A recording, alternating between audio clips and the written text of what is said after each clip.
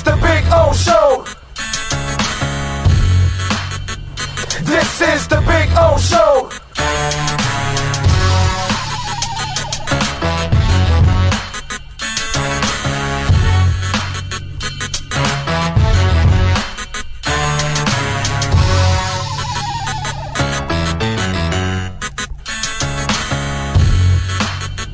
This is the Big O Show. This is the Big O Show.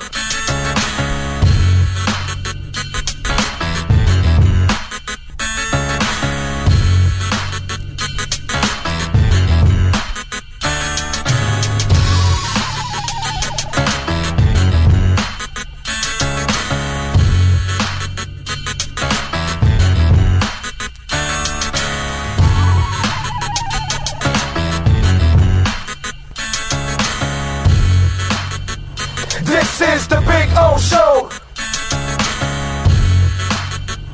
This is the Big O Show. This is the Big O Show. For over 16 years, EJDConstruction.com has provided South Florida residents quality craftsmanship, accurate project management, and exceptional service. That's why EJDConstruction.com is an A-rated member of Angie's List and the Better Business Bureau. When you're looking for the right custom home builder for additions or home remodeling, please call my friend Eric at 305-433-4843. That's 305-433-4843 for EJDConstruction.com. This is the Big O Show. There's many ways to support our program, from subscribing and liking the show to visiting our terrific sponsors. Another way is using Cash App. If you would like to donate to the show and help us grow, download Cash App and search Cash Big O Show. That's Cash Big O Show. We appreciate your support as we continue to build the best sports show on the planet for South Florida sports fans. Support the Big O Show by using Cash App and donate to Cash Big O Show. Thank you for your incredibly loyal support. This is the Big O Show. There's no need to drive around South Florida wasting valuable time looking for a new or certified pre-owned Acura. Go to the #1 volume sales dealership in the Southeast United States. Craig Zinn's Acura of Pembroke Pines. Purchase with pace and space in a dealership tailored to your needs. From home buying to providing that personal touch. Contact the 2020 Satisfaction Award winner Craig Zinn's Acura of Pembroke Pines. 888-776-5123. That's 888-776-5123. Or visit them at 15601 Pines Boulevard in Pembroke Pines. This is the Big O Show. Sports fans love a place with great food, cold drinks, and TVs everywhere. That's why sports fans love Sports Grill and their 7 amazing locations. Check out the Bird Road location at 11481 Southwest 40th Street in the back corner of the West Bird Shopping Center. Sports Grill is also now offering some great employment opportunities. All kinds of positions are now available, from kitchen to hosting. Call for more information at 305-485-8845. From wraps to salads to amazingly delicious specialty dishes, Sports Grill is the home to the legendary special grilled wings. Since 1987, Sports Grill, good food, good drink, and good friends.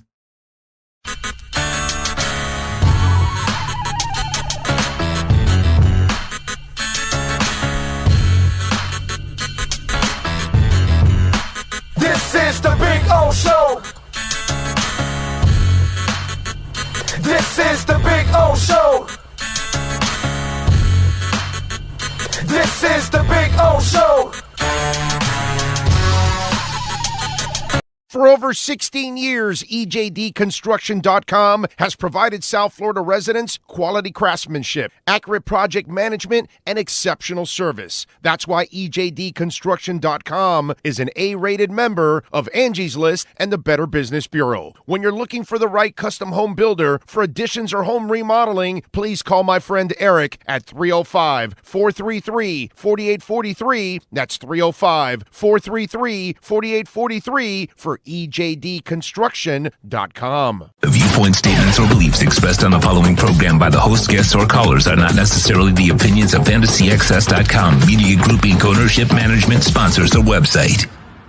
The Big O Radio Show is home for the hardcore Dolphins fan. That's why we give you Omar Kelly twice a week. Buckle up. It's time for the EJDconstruction.com Miami Dolphins Report. There's no need to drive around South Florida wasting valuable time looking for a new or certified pre-owned Acura. Go to the #1 volume sales dealership in the Southeast United States. Craig Zinn's Acura of Pembroke Pines. Purchase with pace and space in a dealership tailored to your needs. From home buying to providing that personal touch. Contact the 2020 Satisfaction Award winner Craig Zinn's Acura of Pembroke Pines. 888-776-5123. That's 888-776-5123. Or visit them at 15601 Pines Boulevard in Pembroke Pines. The viewpoint statements or beliefs expressed on the following program by the host, guests, or callers are not necessarily the opinions of FantasyXS.com, Media Group Inc. ownership, management, sponsors, or website. When it comes to South Florida sports teams, very few in the media have witnessed, lived, and covered it like the Big O. Let's start the program dedicated to your favorite South Florida teams with a passion that's unmatched. The Big O Radio Show is on. Here's the Big O.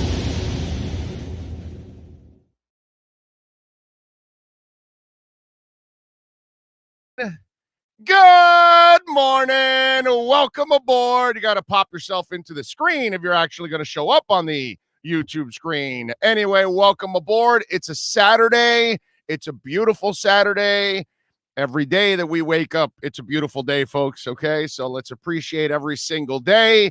It is a Saturday. We will obviously have our regular show here. It's not the normal weekday show, just in case for those of you that are catching us on a Saturday. This is kind of an abbreviated version of the show. We'll go about an hour, maybe a little longer, something along those lines. At 11:15, we will have, of course, Alan Poupart. He is going to join us, so we'll have some fun with him, and we'll have our Sports Grill Miami Dolphins report, of course, with Alan. We do it every Tuesday or Wednesday and Saturdays, actually. So we always have him on twice a week, so you can catch your Sports Grill Insiders report. And for those of you that maybe are catching the show for the first time, or you're just tuning in, nobody covers the Dolphins like we do. Obviously, if you know me, you know I've been around covering the Dolphins for 31 years. Alan Poupart, who's going to join us in a little bit, it's got about 25 years easily under his belt. Joe Shad will be joining us starting next week, twice a week. He's been around the Dolphins easily 15 plus years. Also, and of course, Omar Kelly, who I think is in like his 16th season or something like that, covering the Dolphins. I don't think there's anywhere in town where you're going to have more experience covering the Dolphins than you will on this show. And obviously, we have Ira Winderman twice a week with our Acura Pembroke Pines Miami Heat reports. And you can catch him on Tuesdays and Fridays here. Wednesdays, we do something nobody else does, and that's the Inside the Paint show with Clay Ferraro from Channel 10, along with, of course, the man, the myth, the legend that is Ira Winderman. That's a hardcore hour from 10 to 11 in the morning of NBA basketball. Remember, everything is podcasted. That's why we always tell you, subscribe to Big O Radio Show. Find it on any platform, Big O Radio Show. Please subscribe. Hit that notification button. That way you'll know everything that's coming up. Whether you're doing it here on YouTube, whether you're doing it on the podcast, we appreciate you. The numbers are through the freaking roof. What we did this week was another historical week on the show, and I cannot thank all of you. I mean, I can't really. And if you like this format where we're going to give you hardcore sports every single day, where we're going to provide the best, insiders and really what you can't get on regular radio, please make sure you smash the like button, you subscribe, you share the link, visit our sponsors, please. This is the way we're going to grow and continue to give you what you can't get anywhere else. You don't get it on 560. You don't get it on 790. You know what I mean? So you're not going to have a show like this on any of those stations. So make sure you support it so we can stay here for a long, long time and cover everything for you, off-season stuff, East-West, Senior Bowl. I want to go out to the Vegas Summer League. I want to add basketball to all of this coverage, too, in the summer. So we want to continue to grow this thing and go on the road and cover the events you guys want to cover, because obviously Heat, Canes, Dolphins are the center of attention in this town. And obviously we never forget Inter Miami or the Panthers or the Marlins here either. But I know where the passion is, and that's what we're trying to create, the kind of show that is going to be hardcore for all of you out there, something that you don't get. And that's what we're here for. So good morning. Welcome aboard on a Saturday. I almost feel like I have to repeat this stuff because we're getting new people every single day, a lot of new people, and they're finding out about us. Some people that already know me over the years, they lost touch, and now they're finding it and all that good stuff. And I appreciate all of you in there on the chat board already on YouTube. Good morning to everybody. I always love hearing from where you guys are watching us live, so always appreciate that. At 11:15, we'll talk to Alan Poupart. I see Jamie Zorrilla was up first. I think that's let me see. Let me look at the official one here. Yep, Zorrilla was the first one. It says good morning, fins up from San Jose, California. Yeah, baby. Another great Saturday morning. Yes, it is. I heard that Fuller will not count towards a 53-man roster for week 1. Do you know if that's true? Yes, it is true. Yes, it is true because he's suspended. So he's on a suspended list for 1 week. So it buys you a receiver spot, buys you another week. Maybe you want to put Kirk Merritt there. With the whole Kirk Merritt thing, I'm kind of torn on that. And I know some of you are going to go, how's he torn about Kirk Merritt? Well, he's shown me something, right? And they're so deep at receiver, I'd almost not rather showcase him tomorrow anymore and stash him on the practice squad if I can. You know what I mean? Kind of hide him from people. That's what I'd like to do because I kind of like him. And I don't know what they're going to keep. I don't know if they're going to keep 6 or 7. You know what I mean? And you guys know that I have not been on the Albert Wilson bandwagon like a lot of you out there. I think he's more of a trade piece than actually keeping on the roster. You know what I mean? I haven't fallen in love with him like some of you have. So that's where we might have a little bit of a disagreement, but it's an interesting decision down the stretch here, the back end of some of these positions. And I'm going to have some fun with Alan. We're going to go over some of that stuff because obviously he's thoroughly already broken it down. So he's more than prepared for all of that. So we'll talk to him at 11:15 about that. Steve Chapman is checking in and reminding everybody to hit that like button. Richard McLean says, Omar says, Van Ginkel doesn't have moves, but Charles Harris had a great spin move on tape, but couldn't get a lick in the NFL. Van Ginkel reminds me of Kevin Green. I don't know if Kevin Green is the right comparison. Richard, I almost think like you're going with a white guy with long blonde hair. And he happens to play linebacker. I see those guys as two different players. I disagree with you on that one. Yeah. Now, blonde, light, I don't know if they both, I know that Kevin Green had light eyes. I don't know if he has light eyes. Now, white dude playing linebacker, long blonde hair. Yeah, that's the comparison. I would go with you. But no, Van Ginkel doesn't remind me of Kevin Green. Kevin Green was more of a power guy than Van Ginkel. Van Ginkel is like a athletic spider. So I'm gonna go with like a God. I gotta try to figure out who am I thinking about that kind of plays like him. Let me think a little bit because I thought of somebody, but he's too good to have that comparison because it's just kind of different. I was just saying like he is a poor man's, because I gotta make sure I do this before I mention this guy's name. He's a poor man's very poor Javon Curse, because I find him kind of freakish, because he's forcing fumbles, recovering fumbles, scoring touchdowns, sacking people. He's freakish. You know what I mean? So I'm going to go like a really poor, broke ass Javon Curse. Okay, because so young in his career for me to, compare him to the freak would be ridiculous. You know what I'm saying? But he has kind of that style. But I see what you're saying. You know, I love the kid. I think he's fantastic, man. Let's see what else. Omar Lopez in, Gus 1388, Jose Banos, NorCal in, Steven Gonzalez. Appreciate you all. Herman Cueva, Bromar Smelly, Raging Dolphin Maniac, Drew Boo, Richard V, Tom Dino, Big Gary, Miguel Garcia, Clarence Collins is in CC. Let's see. What's it called? Marcos Rosendo says, good morning, Big O Nation. May your days begin with a smile on your face, love in your heart, and happiness within your soul. Amen to that, my friend. GP Trap, of course, always remind you to smash that like button. C. Dola, Sage McKinley says, good morning, Big O and Fins fam. Shout out from Toronto to the best sports show, hands down. Thank you, sir. Catracho 1978 says, hey, O, I want to thank you very much as our sports guy. You're my escape from the real world. I'm very stressed and I need to listen to you. I wish it was only 24/7. Yeah, well, maybe we can create like a what's it called? Like a robot that's in my form. And then when I get off the air, the robot takes over for another 21 hours. And then I come back for my live 3 hours. Maybe we can do something like that. Junior Antonio Severe or Severe. It's probably Severe.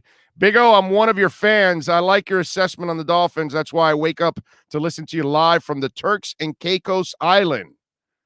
I'm telling you, I'm looking at all those islands in the Caribbean because one day, you know, if crypto ever hits big and I get to retire off of it, you know what I'm saying? I'm going to pick one of those islands, man. Okay. It might be Turks and Caicos. Who knows? One of those islands. I'll be somewhere in the Caribbean hanging out. Ryan AP. So just so you'll know, you are my hero there in the Turks and Caicos. You know what I mean? When you guys check in from the Bahamas and the Turks and Caicos and all those other areas, you know, have you ever called me from, what is it, St. Martin or any of those kind of islands out there, man? I am just jealous. That's all I can say. Francisco Rivero says, great time to be a Miami sports fans. Fins kicking off a playoff season. Heat are a top 3 team in the East, and the Panthers are going to be one of the best NHL teams. Now, if we only had the MLB team, hey, the MLS team, Inter Miami's, they have, what is it? They have points in 7 of their 8 games.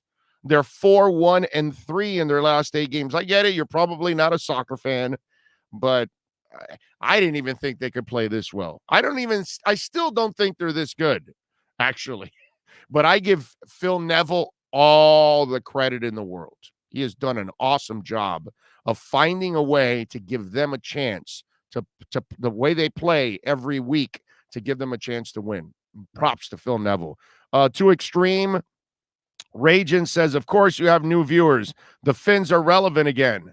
Well, yeah, no, but we got Heat, Inter, you know, we talk Canes. We got Manny Navarro, dude. I mean, you know, so we talk all sports here. So I think we're getting a little bit of everything, but yeah, you're right. And I think new people are finding out and you guys are spreading the word, which really helps out a lot. You're telling other people out there about it because, you know, there's a ton of people that are frustrated that there's really very little local radio anyways, as it is for South Florida fans. And this is the way that our South Florida fans worldwide, because I always say that I never just say South Florida, if you've noticed, because that's a bunch of bullshit. You know, there's a lot of South Florida fans that had to move out. There's a lot of people that never lived here, but they fell in love with teams from here and they follow the teams. You know, Martin Lydon is out in London watching us all the time. He doesn't live here, but he loves his Dolphins. You know what I mean? So I think that's the difference, you know, and I think that's the problem with some of our local stuff that goes on. They're very myopic in their point of view. They're just looking at just, you know, between, you know, South Florida and that's it. They don't worry about anything else. You know, there's people in Naples that love the Dolphins and the Heat and the Marlins, and there's people in Tampa, and then there's people in Cayman Islands and in Portugal and in Malaysia. And so, you know, it's It's fans worldwide, and you want to connect with everybody, man. That's the beauty of the internet and YouTube. It shrinks everything down, man. It's just absolutely freaking awesome. I will get to more of your comments and your questions and all kinds of stuff. Fred Davis says, "Oh, you have the perfect Basque name to be a highlight player." Dude, let me tell you something, Fred. I've been in this business 31 years, so I've been in this business a long time. When I first started in this business, I was in a Spanish station called Radio Acción, 8:30 a.m., and I used to do a Spanish sports talk show in the evenings called La Ensalada Deportiva, the sports salad, per se, for those of you that don't speak Spanish. So I used to work at 940 Wins with Ed Kaplan, and I'd work at Radio Acción. We were all in the same building. We were actually in the same floor and everything, Ed Kaplan and I. So when Ed would take off, I would fill in for Ed. Well, when I first started in the business, I was like fifth in line to fill in for Ed. There was, Tom Jicka. There was a couple of guys who would fill in first and then me. And then I climbed the ladder and I eventually became the first fill-in for Ed Kaplan, and that was cool. But my point is, we had a deal with Miami High Life. And I used to do the show at Miami High Life once a week out there. And obviously you get to know the people, all that stuff. So they told me one day, hey, come in a little earlier. We'll teach you how to, throw the ball in the cesta and all that. Brother, I know. Al Suaray Evaco, right? I know my people are from Spain, from the mountains of Spain. I know the history of my last name. I know all that because obviously there aren't real Cubans. Like it's not like there are real Americans. It's only the Indians, right? Most of the Cubans came from Spain and other parts of the world. You know what I'm saying? So it's one of those kind of things. It's all about where you came from. You know what I mean? Eventually, everybody has some kind of ancestry from somewhere else in Cuba, and a lot of people are from Spain. And so I know that my last name is Vaco, and I understand that, my friend. But Highlight, I know that a lot of Highlight players come from that area. I certainly don't have the skill set, dude.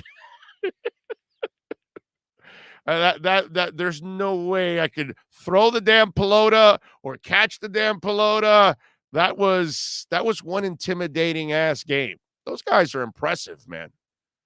They're impressive. That's why I always laugh when the professional athlete, right? Sometimes he'll get insulted by maybe others thinking how easy his sport is.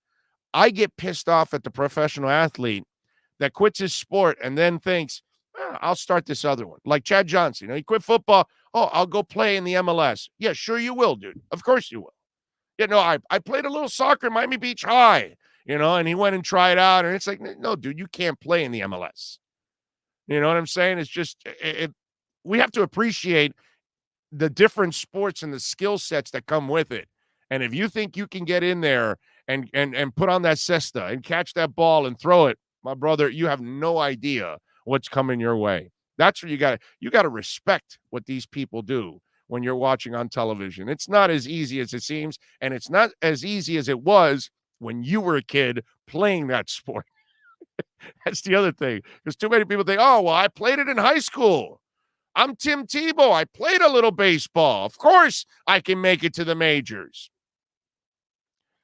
I'm Tim Tebow. I can be a tight end. Oh, and by the way, I have a doozy. Some guy was a guest columnist on the Palm Beach Post. Man, I'm going to rip that guy for that dumbass article. We'll do that later. Anyways, let's get into a little football. Let's talk with the man, the myth, the legend that is Alan Poupar. We're going to talk a little Miami Dolphins, our Sports Grill Miami Dolphins report with the man, the myth, the legend that is Alan Poupar. And, of course, you can follow him on Twitter at Poupar NFL. You see it right there on the screen. But, of course, those of you that are podcasting, you're not watching the screen. So there you go. Don't you find it funny sometimes how athletes will say, yeah, no, I'll just switch sports and I'll do whatever. And there's this they hate when you disrespect their sport, but they'll disrespect another athlete's sport really quickly. Michael Jordan, right? Right. Yeah, I'm the greatest at basketball. I can play baseball, no problem. Right, of course, yeah. I can do the hardest thing that there is to do in all of sports, which is hit a little baseball with a 3-inch bat. Yeah, no, of course I can do that. It's absolutely hilarious. No, Before and we get into what's worse is when guys are given shots at other sports just because of who they are, at the detriment of somebody else who's worked his whole life to try to make a career out of it. right, That's, right, that's not right. right. Yeah, no, and look, it's a great example, the Dolphins, because their fourth tight end is a guy that's kind of intriguing, right? And so you're like, what if it would have been Tebow and that kid doesn't get an opportunity? You're like, well, wait a minute, that's the part that's kind of sucks for that situation. Now, let me stay right there before I get into the Dolphins. Gardner Minshew was traded now. And I see all over, which is a great point. I didn't even think about it at that moment. And it's maybe kind of early for me to even start to register anything right now in my brain. But the fact that he had Minshew and him, competing until now and taking reps away, and then you go trade him. That's an interesting point by some folks out there where you were just better off giving him all the reps. It was a farce of a competition anyways. It's completely ridiculous. Like, did anybody in their right mind think for half a second that Trevor Lawrence was not going to be the week 1 starter for the Jaguars? I mean, come on, let's get serious. And I had somebody point out to me, well, that's just Urban Meyer trying to prove he's more, smarter than everybody else in the room, and at every turn trying to do something like that. I mean, he's already made some head-scratching moves. You start with drafting Travis Etienne in the first round when you they had already had James Robinson there. It was their second of 2 first-round picks. And they had Hyde. And they had Hyde also. Carlos Hyde. But the idea is like he was going to be his Percy Harvin, I guess. But the Jaguars don't have other needs all over the roster. That's number one. Number two, you bring in Tim Tebow, as you mentioned earlier. So, I mean, let's just say I don't know what the Jaguars' record is going to be in 2021. I suspect it's not going to be very good, but let's just say that so far the signs aren't great when it comes to Urban Meyer's NFL coaching debut.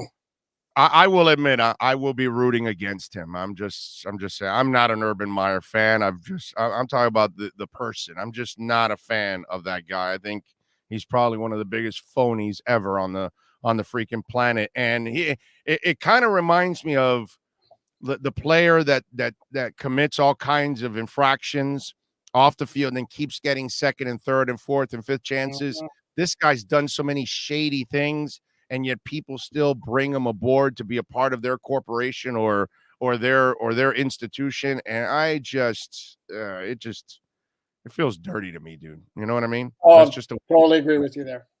That's the problem that does it. All right. The game lost a little sizzle because Tua is out. But there is at least some kind of sizzle, I would imagine, for this game, because it's fun to see maybe Jalen Phillips get more playing time, Hunter Long gets some playing time, Iggy gets some playing time. So there are certain players that really need this game for rep purposes and experience, right? Yeah, no question. And as you mentioned, we focused on the guys who were high draft picks last year and this year. And it's not just Tua who's sitting. I mean, Brian Flores said most of the starters are going to be sitting. And for example, on the offensive line, it's going to be Jesse Davis is going to sit, but I would expect the other guys to play. And that's good because they need the reps. It would be nice to see Austin Jackson have a nice game. From my understanding is the Bengals are going to use their defensive starters for a little bit. So that could be good work. So it would be nice for those guys to have a good outing up front, because we didn't really see that the first 2 games, even though the results were really good against Atlanta. But a lot of that, I would suggest, was because Tua was getting rid of the ball really, really quickly because his wide receivers were getting open really quickly. So absolutely the offensive liner guys to watch for. Hunter Long, you mentioned. Noah Benogany, you mentioned. Jalen Phillips, you mentioned. Without question, those are the guys you want to see. More so than, and I understand maybe, my guess is Brian Flores probably knows who 50 of his 53 are going to be. So sure, there's going to be some battle for 51, 52, and 53. To me, it's a lot more so for middle of the roster guys who are young, who you want to see some steps forward. Alan, when we start looking at maybe some of the bubble spots, out of curiosity, Is this an important game for Matt Skura? Could the Dolphins be in the market for another center, to get either trade or acquire somebody? Because has Skura done enough to make you feel good that maybe some of the issues he's had in the past are gone? Can you count on him? How important of a game is this, or do you think it's a foregone conclusion he's made the team? Yeah, that's one of those that's tough because I'm not privy to the practice game film. And if I were to tell you that I've had my binoculars on him the entire training camp when I was out of practice, I'd be lying because there's a lot to watch, and Matt Skura is not necessarily high on my list of priorities. That said, when it comes to the offensive line in practice and in games, what you're looking for is things that stand out one way or the other, either really good or really bad. And I can't say that I've noticed anything overly bad or overly good from Skura. He's been a guy in the middle of that offensive line. So that comes down to, has he been taking care of his assignments, and that the coaches would know. Having said all that, I'd kind of be surprised if he didn't make the 53. Obviously, as a backup, it's clearly Michael Dieter's going to be the starter at center, but they need a backup center, and I don't think Cameron Tom, who they signed after he's had a couple of years with the Saints, I don't think I've seen enough from him to suggest that he'd be the guy to beat him out. So it could happen. Long answer short, I would think Skura is a pretty safe bet to make the 53. Okay. All right. Now, this one's kind of screwed up and twisted, but very understandable. Okay. Patrick Laird is the safe one to add as your fourth guy. Jared Dokes is a kid that maybe if you want to stash him, then maybe you don't play him a lot tomorrow, because if he goes out and has a magical performance for himself, then all of a sudden he brings all that attention to himself and you can't stash him. So is tomorrow at all anything between Laird and Dokes, or do you think what I was talking about, maybe the safe route is they'll keep Laird because he's a good pass catcher, and then we'll stash Dokes, maybe not use him a lot tomorrow? What do you think? Yeah, here's the thing. That to me would be one of those where the Dolphins already know, because it's clear what the two guys have. Like Patrick Laird, I hate to say this about the guy. I really like the guy, but there's nothing special about him in terms of physical skills, except he's going to do what he's supposed to do every time. And he's basically going to maximize what he can on every play. He's going to catch the ball when you throw it to him. If there's 3 yards to be had on a run, he's going to gain 3 yards. And here's a key factor. He'll contribute on special teams. I did not spot Dokes on special teams once during training camp. I agree. He's got clearly a higher ceiling as a running back, as a ball carrier, I should say, than Patrick Laird. And then the other factor is, this goes back to the spring, the dude can't catch the ball. Right. I mean, in the spring, they're throwing like a 5-yard pass in a 7-on-7 drill, or even in like a one-on-one backer against back guard in coverage. He's dropping passes left and right, and it's continued in camp. Right. So now you have to weigh those costs. And the other factor is the Dolphins did spend a 7th-round pick on Dokes this year. I understand it's only a 7th-round pick, but it's a draft pick nonetheless. So that's one where I flip a coin. I did a roster projection on All Dolphins website last week. I had Dokes because of the higher upside as a runner, and the fact he's 7th-round pick. And to be honest with you, I'm not 100% sold on that to be missed. Let's say not even out of 100. Let's say out of 1,000, 501 chances it's Dokes, 499 it's Laird. I mean, it's that close. How deep do you think they go at defensive back? 10 or 11. That would be the number. I've seen teams sometimes go 9. They're not going to go 9. So I'd 10 would be the good. So you have Fagellum definitely making it then if they're going to go 10 or 11. I think he makes it because of special teams. Right. Because ideally he never sees the field on defense. Yeah, no, he's Larry Izzo. You know, you don't want him as a linebacker, but you definitely want him on special teams overall. Does Preston Williams or LeBlanc, are these the guys fighting for that last spot? Who's fighting for that last spot in your eyes then? Yeah, no, I think Jamal Perry's got an edge on them. And the thing that he's got going for him is he can play the slot, he can play corner, he can play the slot, he can play safety, and he's a key guy on special teams. And I think that gets him on the roster more than the other guys. I like Williams. I think there's something there. Big dude for a corner, and there is some coverage ability. He's a guy you try to, get on the practice squad, but I'm not sure he clears waivers. That would be my one concern with him. I think there's enough there. Especially remember the Saints were looking to bring him back when they put him on waivers, apparently for some sort of procedure roster type of deal. Back in the spring it was, and the Dolphins jumped on the opportunity to get him. So if the Dolphins were to expose him, it certainly wouldn't be a surprise if the Saints said, yeah, come back to us now. All right. And then the linemen now, how deep do you think they go? 8, 9? How far do they go? We're talking O-lineman or D-lineman? O-lineman. O-lineman. It's 8 or 9 is always a number. And then we're talking about Pankey, Coleman, Skura. Can they stash Neto still? Like they can keep him as the 54th guy? Is that the deal still with Neto? Or does he take a regular roster spot now? Because he was a developmental player. You can't keep him on the roster with an exemption on the roster, right? That doesn't work. The roster exemption for him ends at the cuts to 53. Okay. All right. So then, I see what you're saying. Yeah. Okay.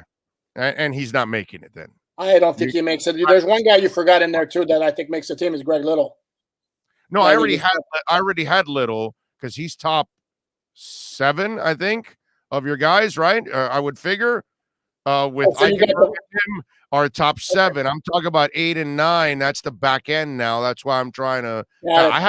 I'm with you. Greg Little is definitely in already. Do you have Coleman making it as the other tackle? No, because what they're going to need is interior alignment. Because if we go with the starting 5, Eichenberg, Little, that's 7. Skura is 8. And then I think you need somebody with more guard ability because you have enough tackles. So yeah, I'll be interested to see him play guard, but he's okay. I would not be surprised if they try Little at guard today just to experiment. Tomorrow. I'm sorry, not today. Tomorrow. I haven't seen that. Didn't see that in practice. He did play both sides. He did play both sides on the offensive line, and mind you, they worked Eichenberg at guard at times in practice. So maybe he's your first backup at guard more so than the idea of trying Little over there. But that 9 spot, if they keep 9, which is not a guarantee because again they have surpluses at wide receiver and at tight end that they're going to have to work through. So maybe they just cut it short at 8 offensive linemen, keep 2 or 3 on the practice squad because they can do the elevation every week like they did last year. Where are you at with wide receivers? What number are you locked in? Because you were pretty solid at 6 or 7, I think, last week. I'm at 7, counting Fuller, who's going to start on the suspended list. So 6 other guys. I know you and I had the whole Albert Wilson, Jakeem Grant debate, and the fact you got some ammunition late in the week, and the fact that Wilson is not getting back to practice. And I'll give you another one as a long shot who I'm not quite sure should be written in ink anymore, and that's Preston Williams. Upside, he's future upside. I think he makes it only because Albert Wilson's a 29-year-old player. There's no upside here. Either you're using him this year or you're moving on and trade him. But Preston is a guy that I don't think you can give up on him yet, man. He has shown you so much, that he's flashed so much that if he can put it together, he could be what you were expecting Devontae to be. And then take off from here on out. Now, if he continues to suffer injuries like Devontae has, as you and I know, that takes a toll. Forget it. Well, here's the great mystery, though. He got injured, and again, the 2 injuries he got his 2 years were fluky things that are not like an issue of conditioning. One's an ACL, the other one is we don't quite know yet. It may have been a Liz Frank, a midfoot sprain, that kind of thing. But here's the deal: is he's tracking to get back. Then he appears early in the offseason. Then he sits out, doesn't do anything. Then he starts on PUP. Then he starts practicing a little bit. Then they're holding him out. So certainly it could be a case of it's a really, really severe injury, and they're trying to be very cautious with him and all that. But what we don't know behind the scenes is what kind of rehab work has he done? Right. Is he a guy who can be counted on to do everything that he needs to do to maximize his potential? That's why I said, yeah, no, there's no question there's a lot of upside with the guy. Okay. My question is, does he fit the mold of somebody who you can depend on? That's somebody the Dolphins want. If you remember, Brian Flores keeps saying, what's the phrase he always uses to describe players he really likes? Football's important to him. Yeah. And I'm not suggesting it's not to Preston Williams, but we just don't know that. Yeah, I know, but to Preston's credit, the off the field issues he had in college, the 2 years that he's been here, he has been, from everything we know of, a model citizen. It seems like the kid's been dedicated to his craft. He's just had terrible luck, unfortunately, with the injuries. So it doesn't seem to me like they would be unhappy with him on a professional level. I think maybe they're just frustrated like he is that, the poor kid suffered 2 injuries and it set him back. I think, I don't know. You're around the team more than I am. You tell me, do you hear any kind of negative stuff about him? Anything out there? No, right? No, I don't. But again, we don't know what's going on in the scenes and with his rehab and all that, and and how the Dolphins have monitored it. And like I said, I'm not saying they're cutting him. I'm just saying, given the numbers they have at wide receiver, if they were to cut him, I wouldn't necessarily be floored. Let's put it that way. I'd be so disappointed. Okay. I would, man, because the talent that kid has, I'm not ready to give up on that guy. I am. Well, here's the thing, though. Not ready. See, Albert Wilson, I at 700 and some yards in 2 seasons with the Dolphins. He's never caught more than 4 touchdowns in a career. He's 29 years old. And you look at it, he's been unreliable the last couple of years with injuries, and he also stepped out because of COVID. And so now you're talking about a kid that, the love affair is what, he had 10 days of great practices and shorts. So now we're supposed to count on him. I just have a hard time. If you're not starting Albert Wilson, I have a hard time keeping him and justifying him on the roster as a backup when he doesn't help you out on special teams. That's my point. Okay. Two quick points. Number one, back to Preston Williams. You mentioned the upside. Absolutely. Let's also not pretend like he hasn't dropped his share of passes in his 2 seasons in the NFL. And number two, what if maybe, just maybe, it's not an issue of Albert Wilson or Preston Williams? Maybe, just maybe, the Dolphins look at the body of work that Kirk Merritt has put in throughout camp and look at his skill set and decide, that's the guy that's the guy we want to keep. And if we waive him, he's getting picked up. Just throwing it out there. I'm just throwing out possibilities. I don't think we can assume slam dunks in many places at wide receiver, again, because they have so many NFL caliber wide receivers. I think the surest things right now are Devontae Parker, or Jalen Waddle, and probably the third most secure guy right now with wide receiver might be Mac Hollins.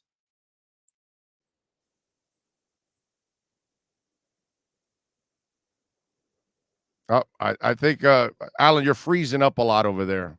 You got some internet issues there. Let's see. All right, you were trying to break that down, the whole thing with the receivers. It kind of broke up on us there. Say it again. Okay, no, where? Go ahead. Am I good now? Yeah, I hope so. Go ahead. No, I hope so too. No, what I was saying is that because they have so many NFL caliber wide receivers on the roster now, I don't know that they have that many guys who we can say are locks. And to me, the 2 guys who are the clear locks are Jalen Waddle and Devontae Parker. And if I might suggest right now that the third biggest lock just might be Mac Hollins. Well, Will Fuller. Oh, Will Fuller. Sorry. Okay. Well, Will Fuller. He's not going to be on the original 53, though. Right. Well, 1 week, but yeah, I see what you're saying. Yeah, but whatever move they make, it's only a 1 week move to keep that extra person, and that's why I think, like, if you can't trade Wilson, you buy another week to try to trade Wilson because you showcase him that first week since Will Fuller can't play, and then maybe you try to move him by then. I at least that's the way I kind of look at it, because he's the one guy that you can move right now for a draft pick. Somebody will give you something for Albert Wilson. Or Jakeem. Let's go back to that one. Yeah, but see, you miss zero by trading Wilson. I know. We had that discussion last time we spoke. I hear it. I hear where you're coming from. Yeah, that's the crazy stuff. All right, what? Anything else we should look forward to is besides Albert Wilson? Here's another question I want to ask you before I let you go. Outside of Albert Wilson, who's a possibility of getting traded? Jakeem Grant. Outside of that, I'd look at the tight end position. I think you're Frozen Part 3 here. If Disney wants to do Frozen Part 3, you're it right now. That's working fine from my end here. That's weird. I'm sure your face. That's weird. All right, go ahead now. Try again. Go ahead. I would look to tight end. I'm not going to revisit the Jakeem because we had that debate last time. But I would look to tight end because they have 5 guys who are legitimate NFL tight ends: Mike Gesicki, Adam Shaheen, Durham Smythe, Ethan Carter, and Hunter Long. Now, the X factor in the equation is that Ethan Carter has a knee injury. He's out there with a brace walking around.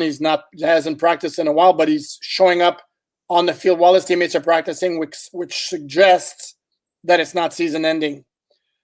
Now, having said that, the guy looked actually really good. I was shocked because when he signed with the Dolphins as a free agent in the offseason, I'll be honest with you, I was like, I'd never heard of that guy because he was mostly a special teams guy and blocker for Cincinnati, but he's looked really, really good. So what do? You keep 5 tight ends. That's an awful lot of tight ends to keep on a 53. Yeah. And then you have, on top of that, you have Smythe and Gesicki are free agents after the season. So would not surprise me in the least if you saw a trade involving one of those tight ends. Yeah, and he's the guy that I was talking about when with Tebow, that, if you give Tebow a chance on this team and then Ethan doesn't get a chance, who legitimately deserves the opportunity and is a better player than Tebow, that would be the absolute crime in all of that. He is Alan Poupart. Make sure you follow him on Twitter at Poupart NFL. And, of course, you can catch him twice a week here with the Sports Grill Miami Dolphins Insider Report. Alan, as always, thank you, my brother. Have a fantastic weekend. Enjoy the football tomorrow. You do likewise, and I'll have a word with my internet provider to make sure we don't have the frozen issues anymore. All right, baby. You be good, man. Take it easy.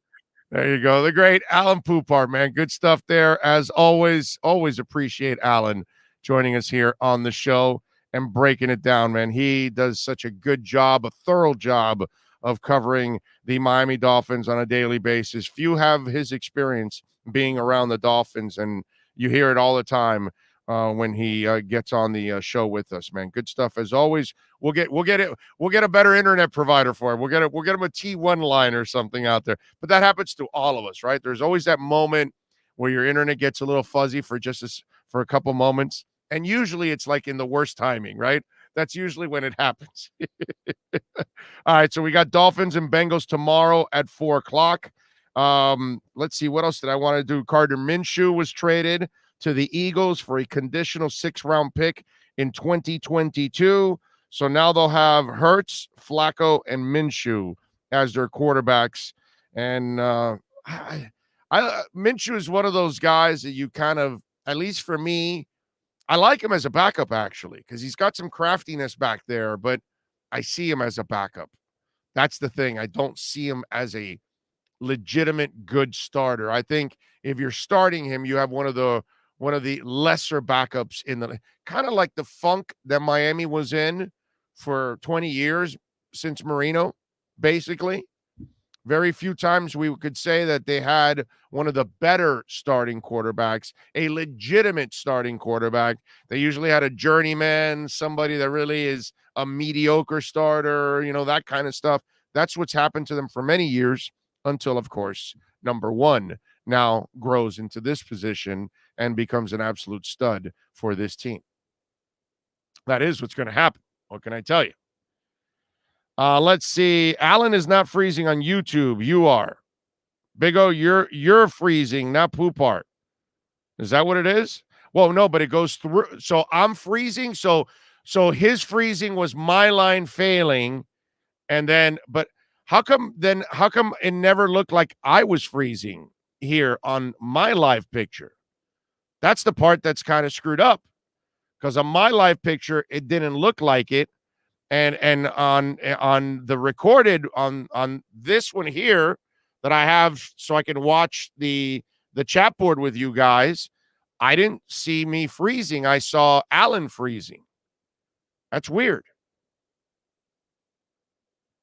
I don't know. Oh, well. But if you heard Alan, even better. I'm glad. All right. Rajan says the Dolphin wide receiver room is stacked. There are no right answers for who to keep. That's a great point. I mean, we can make cases for everything. Tommy Andriola says, isn't it annoying that we don't have to clear guards and tackles? I don't like this back and forth for almost every O lineman but Jackson. Guys, if Doak doesn't work out, it's not the end of the world. He's a 7th-round pick, not a 1st or 2nd. Yeah, it's great to find a gem at that pick, but you can't expect to hit on 7th-round picks every year. I mean, you're not going to hit on every pick, but they're hitting on more than they're missing right now, which is actually good drafting, and they're finding guys in street free agency. They're making solid trades overall. They're adding quality players all throughout the roster at every level. They're finding guys. That's super important. You can trade for an Adam Shaheen. You don't have to give up Jack for a 2nd-round pick. How do you know Greg Little doesn't end up working out? It might end up like the other guy that was a fool that you got a couple months ago that has a world of talent, but obviously, un idiota, an idiot, a moron, and he puts out that stupid-ass video. And so you got to cut his ass because obviously he has no priorities for football. It's a shame, right? Some of these people, but watching some of these athletes piss away their careers, it's the same thing as watching some of your friends, your family members, that they're talented. They're good individuals. Like they have the skill set to be, whether it's an engineer, a pilot, a teacher, whatever it is, and yet they're a bum. You know what I'm saying? We all have those family members. We all have a friend or two that we love and all that. We hang out, but we know they've got their issues and responsibility is not their thing, right? It's the same thing. It's just a different, obviously they're not passing up on millions, but they're passing up on having a decent career and living a decent life, and yet they're struggling along doing stupid things and odd-end jobs and crap like that, and they could be doing much better, right? We all know those people. We all are related to some of those people. And that's what happens sometimes in professional sports. There are some of these guys that the good Lord blessed them with the ability. Now it's up to them to go out there and be professionals and put together the effort that you need in order to succeed. You know what I'm saying? It's crazy stuff, man. But that's the reality we live in, ladies and gentlemen. I agree with Alan on the only other position that we're loaded and we can trade is tight end, I think. The only thing is the Seathing kid, nobody really knows him, so that's going to be hard to trade. You see what I'm saying? Unless you're convinced he can play, and then you trade the anti-vaxxer. I have a problem with, because Long is a rookie, and it's hard to expect a rookie. You saw what happened to Gesicki his first year. I don't want to put that kind of pressure on Long. Shaheem is definitely a guy I would not trade. It's such a, but this is cool. This is actually fantastic that you have these decisions to make, actually, because that means your team's pretty deep. And now you've got an opportunity to, you're looking at it, you're going, okay, well then now your roster has more quality top to bottom, which obviously we couldn't say that in year one when they tore it all down and they had a whole bunch of young guys and a whole bunch of guys that weren't going to make this team. Let's see. I heard everything you said streaming with Big O show. The lag looks like it was coming from O. Thanks for the insights. So there we go. So Jeff also says it on Twitter. All right. So there we go. So it's apparently it's my internet. But wait a minute. Am I freezing up now? Because I don't see me freezing. I don't see me freezing on YouTube or the live. So I don't get it. If I'm not freezing now, how was I freezing then? Salvan Ahmed will make his name this season on the play catching scheme. Yes, he will. He's definitely a playmaker as a pass catcher. Hawaiian Punch is in. There we go. Welcome aboard, Hawaiian Punch. God, I used to love Hawaiian Punch when I was a kid. Oh, man, did I look forward to a little Hawaiian Punch. Big old giant can. You would, right? Remember back in the day? Yeah, baby. Hawaiian Punch. Big O, we just traded for a center. We did? Oh, there we go. We were just talking about that.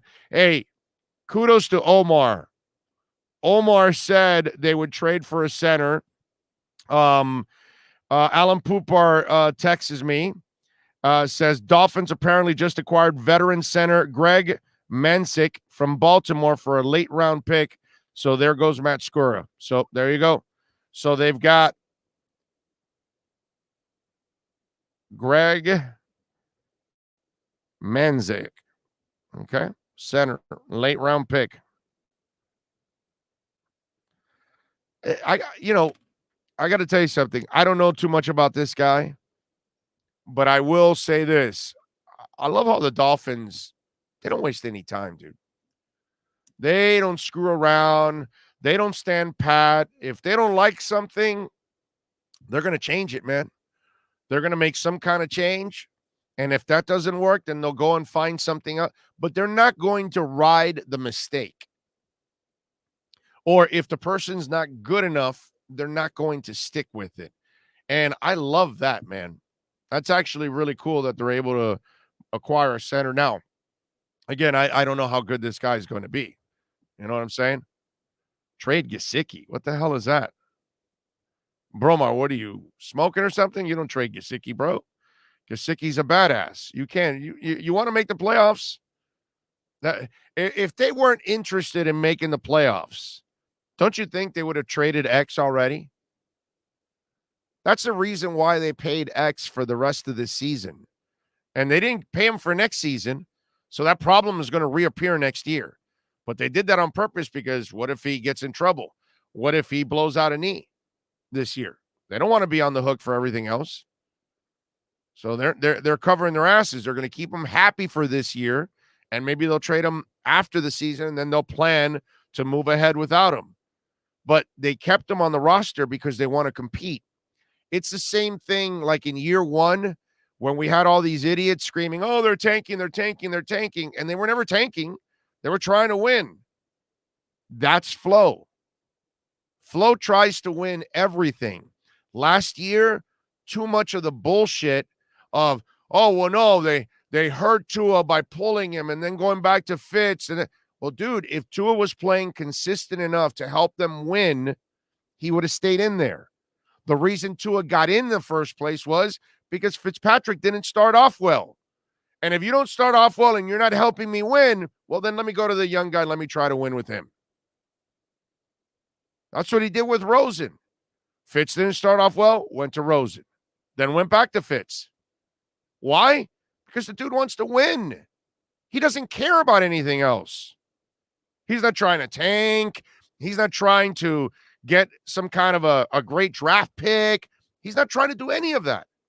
The dude's trying to win.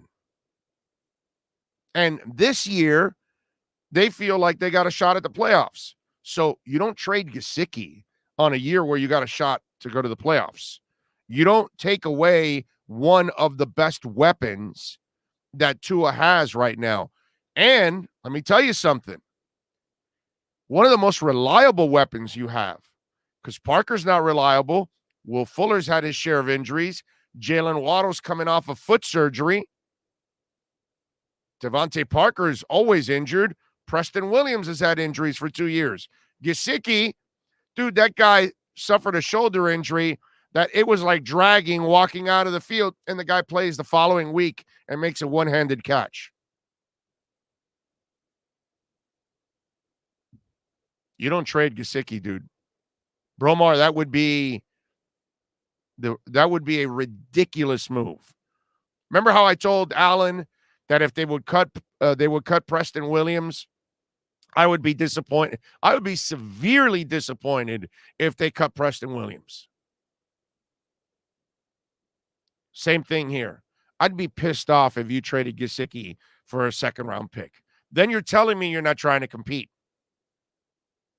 Because I'm not putting the pressure and expectations on the rest of the guys.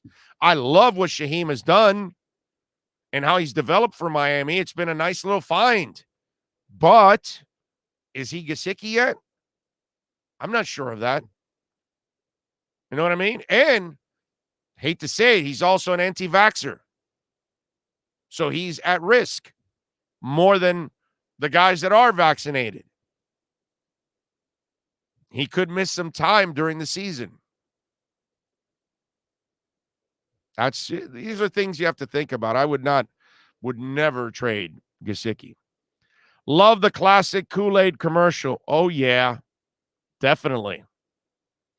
Ray says, and we might get the pick back that we just used in a compensatory pick next year. Greer es un genio. Yes, exactly. That's right. You're right. Big O, I think your internet company and Allen's internet company are battling for bragging rights. LOL. Yeah, but I'm not freezing now. I haven't seen me freeze here. You guys are going to have to tell me, but I don't see myself freezing on my iPad here. This one is the live screen. And so the live screen obviously would pop up even faster. I don't see myself freezing at all. You guys are tripping me out here because I don't see any freezing. Why do people use that Marlins mentality with players? Dolphins are building, not stashing cash for players. Tommy and Hialeah. That's true. No, the Dolphins spend. Yeah, they're not going on the cheap at all. Big O, I'm so glad some of us fans ain't GMs. We'd be fired in a heartbeat. But it's like you were saying yesterday, we can't all agree all the time. No, man, it's sports, dude. We're going to disagree. We're going to have some fun. We're going to go with the conversation. Some of us are going to be right. Some of us are going to be wrong, right? The Albert Wilson one, right? If he makes the team by week 2, there's going to be a bunch of you. They're going to say, oh, I told you he would make it, right? I mean, people are dying to jam on you if you're wrong, right? And then if he does get traded, then I'll say, well, you see, I guess they thought the same way I did. It's sports, man. You're going to get some stuff right, some stuff wrong. That's why we were talking about the Skura thing. Has he been impressive enough? And Omar, brought it up. Omar gets all the credit on this one. He's the one that brought it up on the show and said, I don't know about Skura, man. I think they should be in the market for a center. He was right. They went and got a center. So for those of you that hate on Omar, you're going to get him right and you're going to get him wrong. None of us are going to get it all right. That's impossible. Okay. Ray says no freezing at all. Herman says not freezing. Call of Duty says, I don't see any freezing. Hammer says, I don't see any freezing. You know what I mean? Agree, but Greer is not signing these players for max contracts. Most of these players are on 1-2 year contracts, especially this season. Yeah, you got to stay fluid, man. Greer tries to stay fluid. He doesn't want to tie money down long term in the end. No.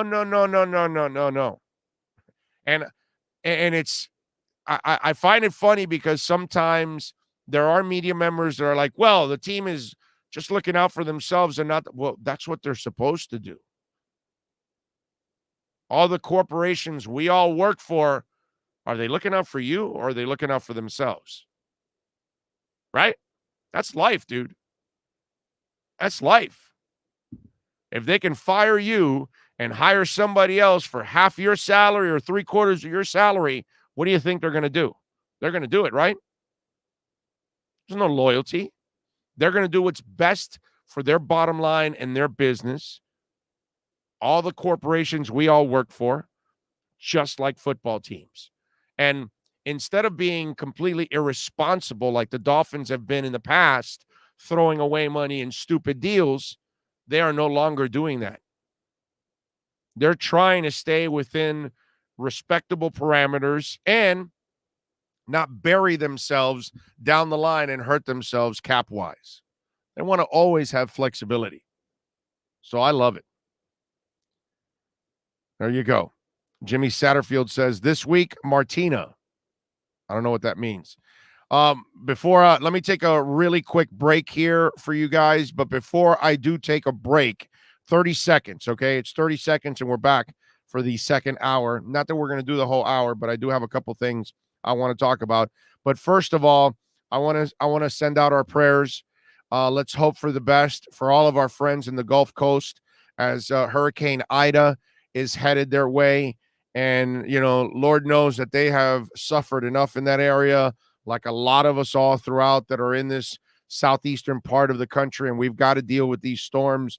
So prayers to all our friends in the Gulf Coast, and prayers to all of our friends in Mexico and in the Baja area of California, because Hurricane Nora is now plowing down on them and going to cause some serious damage. And obviously the flooding has been a real problem all over the world.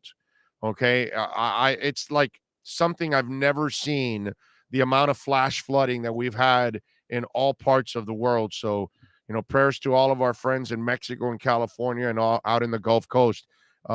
Let's keep them in mind because they're going to go through a rough one here over the next couple of days and probably for the next several weeks and months as they try to recover from the damage that's about to occur. So our prayers to all of them. Give me 30 seconds. Hour number 2 is next. There's many ways to support our program, from subscribing and liking the show to visiting our terrific sponsors. Another way is using Cash App. If you would like to donate to the show and help us grow, download Cash App and search Cash Big O Show. That's Cash Big O Show. We appreciate your support as we continue to build the best sports show on the planet for South Florida sports fans. Support the Big O Show by using Cash App and donate to Cash Big O Show. Thank you for your incredibly loyal support.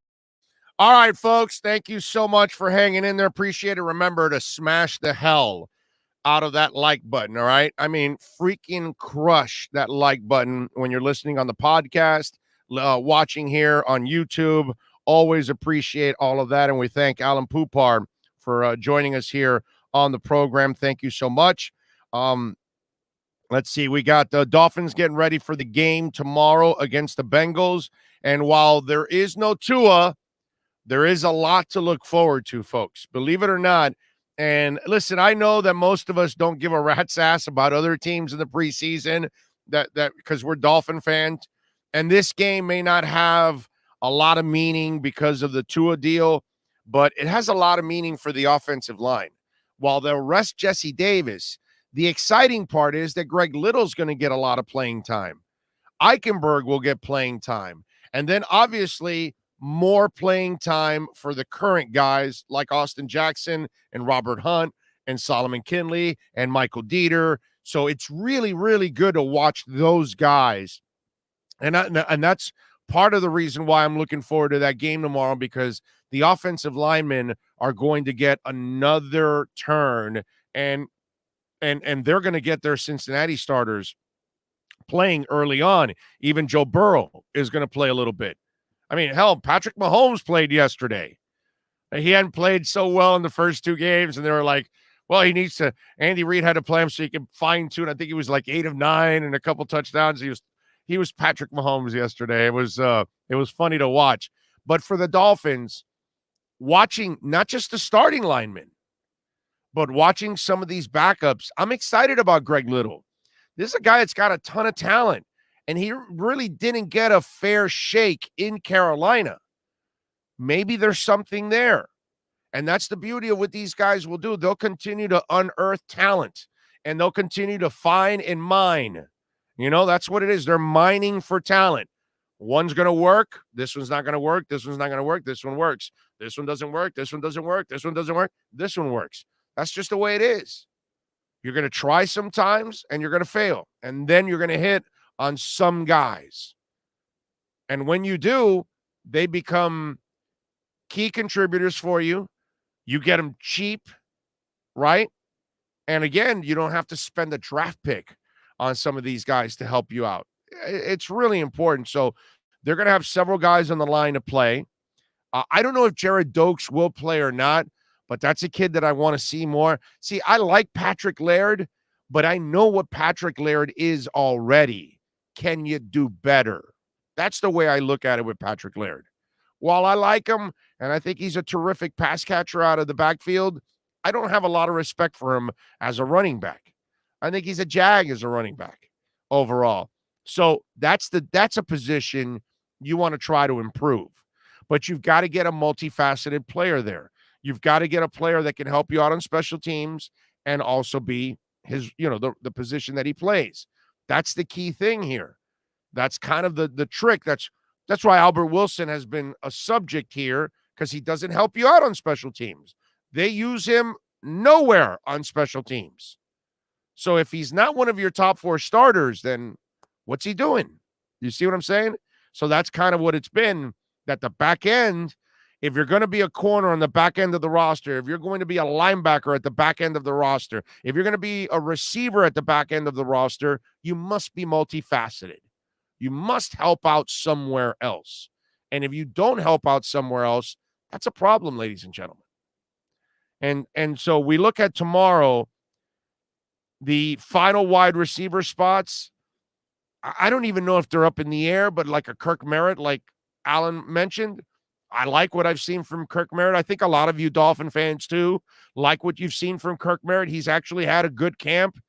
I'm afraid of, this is the kind of guy that maybe you could stash and hide, or do you keep him on the back end of the roster?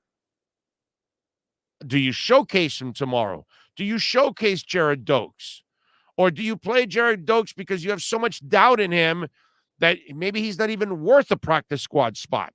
Maybe you've got a better idea of another guy you can use for that practice squad spot. So maybe that's why if you see Jared Dokes playing a lot tomorrow, it's because they're really down on Jared Dokes.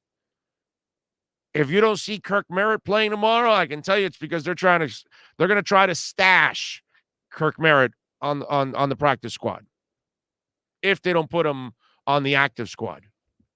So there are things to watch. Jalen Phillips, I mean, he needs the playing time, big time. And remember, he's a rookie. He's going to struggle.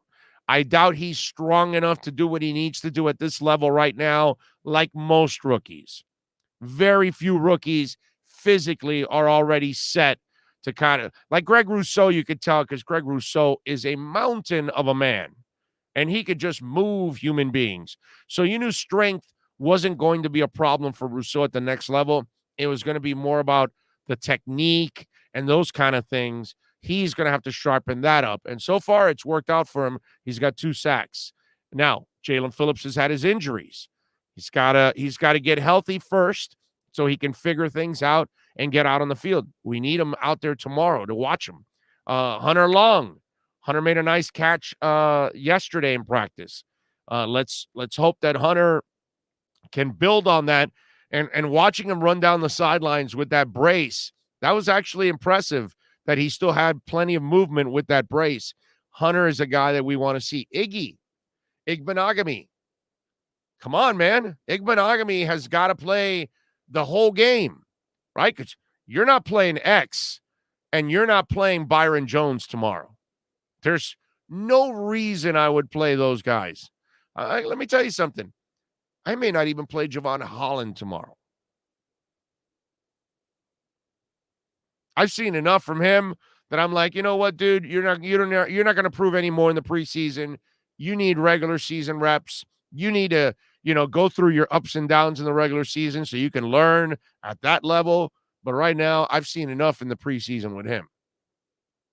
But there are things to watch in this game for us hardcore Dolphin fans. And these are some of the things that I'm going to be looking forward to. If there's something you're looking forward to, send it in at bigoradioshow@yahoo.com. That's bigoradioshow@yahoo.com. Remember, whenever you're listening to the podcast, send me an email if you want on a question, a complaint, a comment, an insult, a compliment, whatever you want to do. It's all right with me. Send it in at bigoradioshow@yahoo.com. And don't be surprised. I do answer. I do interact. Okay. Don't forget Twitter, Big O Show. Let's see. Oh, Cash App and Venmo. Support us there. Help us grow. Make a donation. Cash Big O Show is the address. Cash Big O Show on Cash App or Venmo if you want to reach out to us. Radically says Super Bowls are won by players who stay healthy for the whole season. Sometimes the healthiest team wins it all. Luckiest too, right? Because that's kind of what you need. You need a couple breaks to stay lucky and stay healthy. Brett Dodger says, keep 4 running backs in the final 53. Yeah, I think they will. Laird will be that 4th guy. Unless they find somebody else on the waiver wire that they like over Laird and Dokes. We better sign a running back next week after cuts. That could happen. That could happen, AB. Martina says, if Dokes still has a chance to make the team, wouldn't Flo play him? Martina, I don't know. That's a great question. It's an unanswered one because if you are not satisfied, remember, he doesn't catch passes very well. Laird does and helps you out on special teams and already has the experience. So it's the safe pick to stay with him. So what happens if Dokes goes out there tomorrow and balls out and has a great game, but you're really not going to use him and then somebody takes him? So I'm torn with the whole thing with guys like Merritt and Dokes. Do you showcase them and risk losing them, or do you not showcase them so you can stash them on the practice squad and develop them a little bit more and practice with them and teach them more? And then when they're ready, you feel physically and mentally, you elevate them to the 53-man roster and you cut a Patrick Laird. But right now to start the season, remember what I told you in the first hour, and we've talked about this in the past. Flo is not going to sacrifice the team from winning to develop a player. That player has to be able to help you win. If he can't help you win, then he's not ready yet, and he's not going to put him in that kind of position.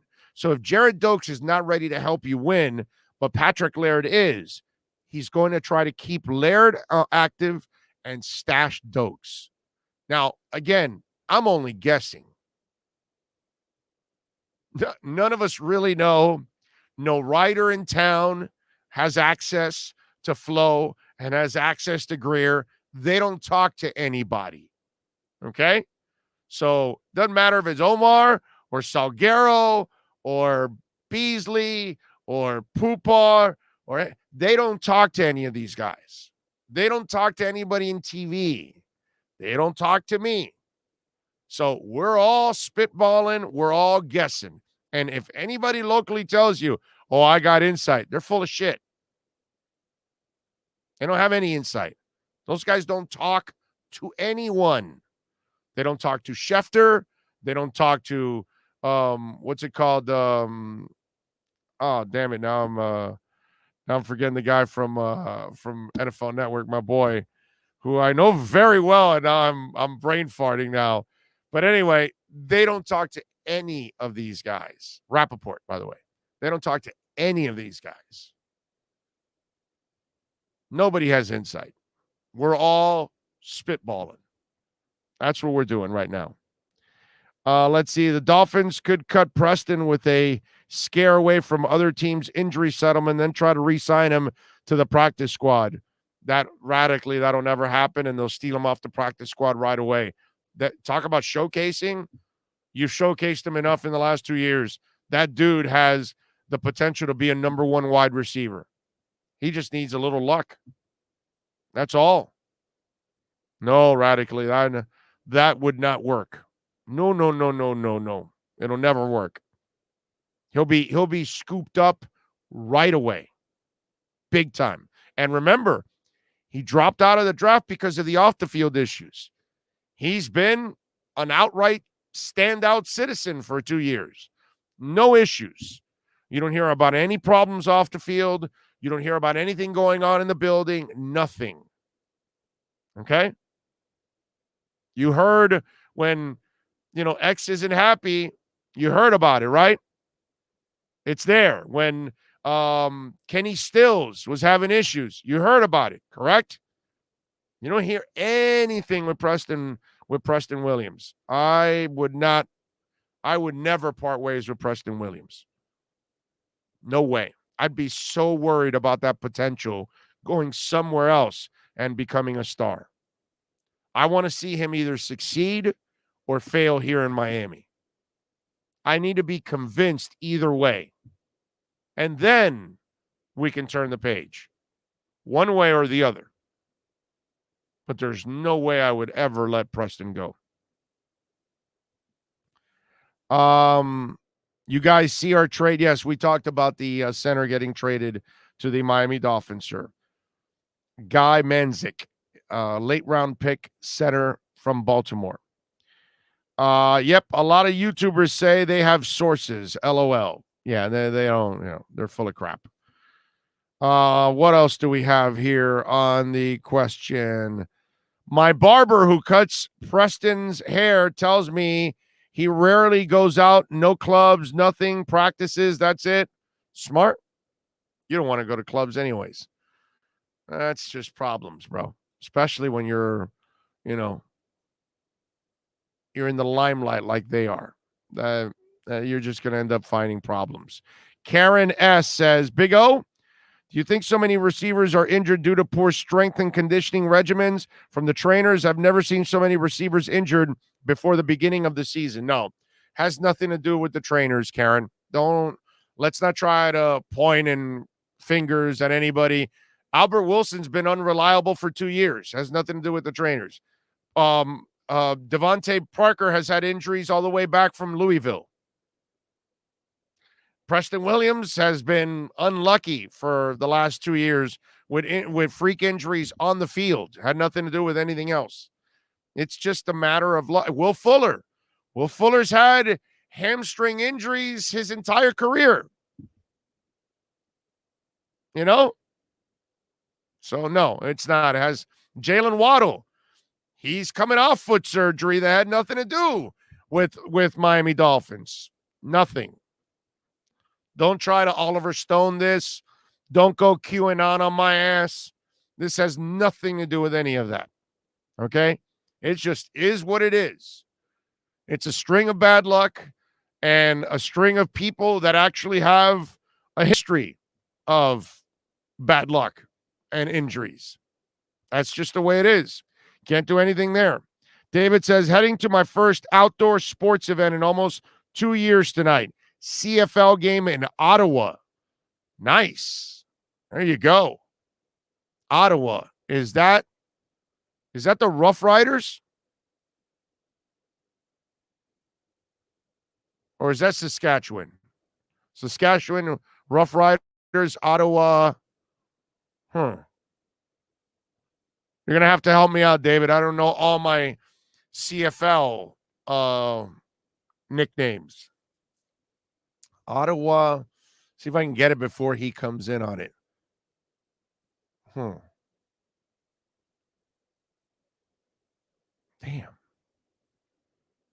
Yeah, because it is the Saskatchewan Rough Riders. It's definitely not Ottawa. Ottawa, are they like the Admirals or something? Alouettes is Montreal, but what's Ottawa?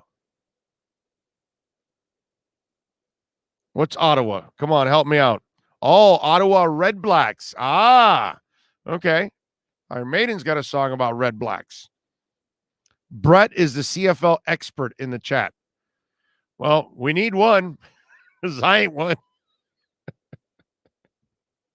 I don't follow the CFL, so I won't be able to help you out with that one.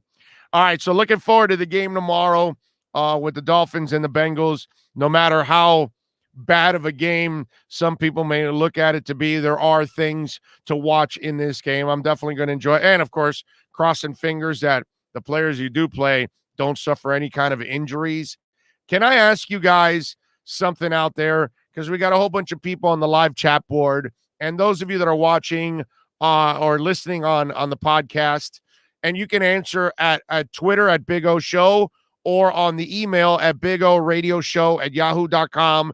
And those of you live right now on the chat board, I want you to answer this question for me, because it's been all over the place. Are any of you paying to watch Jake Paul and Tyron Woodley fight? Because I almost get a feeling that traditional boxing fans aren't really going to pay for this. I don't think general boxing fans are going to pay for this. I find it that the people that are going to watch this are the young guys and young girls that follow Jake on YouTube and that kind of stuff, because obviously he's got an incredible following at that level, right? And the dude's created some juice for himself. So I'll give him props, right, for that. But I have no interest whatsoever in paying to watch that thing. Now, I'm not saying that I wouldn't watch it if I'm at a buddy's house and he puts it on, for entertainment purposes, all that stuff. Because Tyron Woodley obviously looked kind of uncomfortable with all of this. I saw where Mike Tyson actually picked Jake over Tyron Woodley. You know what I'm saying? So I'm wondering how many of you are actually going to pay for this. I'm seeing a lot of no's right now on the chat board. I wonder if that actually will influence anybody that wants to say yes to not put it out on the chat board because they'll be afraid of getting ridiculed or something like that. Which, hey, listen, man, to each his own. What you find entertaining might not be what somebody else finds entertaining. Let's be honest. And to me, this is just another way of watching boxing go down the drain. I saw an argument from somebody that said this is all actually good for boxing, and I don't believe that. Because the attention makes it a farce. That's the problem. And that's the problem when Pacquiao and Mayweather dance for 12 rounds, it ruins boxing. And just like when a fighter clearly beat the other guy, and yet you award the fight to the other guy instead, and then everybody knows that something went on with the judges, that's what hurts boxing. Boxing has been in this trajectory for a long, long time, for decades now. Meanwhile, UFC is in this trajectory. They can have pay-per-views every weekend practically and sell out. Not sell out, but you know what I mean? To like sell thousands to millions of pay-per-views. Every month they're getting millions of pay-per-view because they're having multiple events. Their sport is in demand. People are following their fighters. Dana White does an awesome job of making sure the best fights happen. And Jake Paul and Woodley and, watching Chad Johnson and watching whatever, all these people that aren't boxers box, it makes the sport a bigger joke than it's been for many, many years. And I get it, some of you out there that you love your boxing and you're really hardcore, you're probably pissed off a little bit at me because we're trashing. It's kind of like the seam head that can't handle the reality of baseball, that kind of stuff. And they get mad and bothered about the sport that they love, but they don't want to admit that it's rounding the toilet bowl and rounding the toilet bowl and going lower and lower. And boxing's already been flushed. And the turd that is being delivered to the sewers is this right here. That's what you're getting. That fight there, this Paul Woodley fight, it's just a giant turd because it makes boxing look like what it is, a farce. A clown show. It's nothing. It's a celebrity boxing match. And really, is that, I mean, you had a lot of people that paid money to go to Hard Rock Stadium to watch Mayweather and Paul. Like, that's sad, man. It's like really, really sad. And it doesn't help the sport. And let me tell you something. Bob Arum and King, even though he's a lesser player now, but and everybody else that's been, in boxing now, every other promoter, Golden Boy, you name it, all these promoters over the years, they're all part of why boxing has gotten destroyed, because they have done their best to avoid the best fights. They have done their best to get their fighters and feed them one tomato can after another to build up a record. So whether it's King or Arum or Golden Boy or any of these other, fights that are all these other types of supporters and promoters out there, they've been the cancer that actually has ruined boxing. And Paul Woodley are right up there, man. Right up there. Oh, did you see the video the other day? Pacquiao. Oh, my God, he looked terrible. Had been force-fed by his wife. Yeah, no, it's Pacquiao. Dude, you should have retired a long time ago. It's crazy. Saskatchewan is still the Rough Riders, one word. Ottawa's team name was named the Rough Riders, 2 words. Though they played in the same league for 50 years, confusing, only in Canada. Oh, so my confusion was actually had some substance to it. Okay. Big O, I love boxing and follow it religiously. The problem with boxing is that the best boxers are not fighting with each other. It's a duck fest. Well, that's what I just said. The collusion between the promoters and boxers. That's what it is. Promoters have ruined the sport because they don't want their boxers to lose. So they keep feeding them bullshit fights and load up their records. When I was a very little kid, was the first ever Dolphins game when the opening kickoff was returned for a TD. My family and I were hooked. Nice. This is America, land of free choice. If you want to go to a concert, people want to watch pay-per-view boxing, and people watch the Kardashians. Yeah, no, you're right. But I can tell you that it's still garbage. So you can watch whatever you want to watch, dude. Hey, you want to watch The Bachelorette and The Bachelor?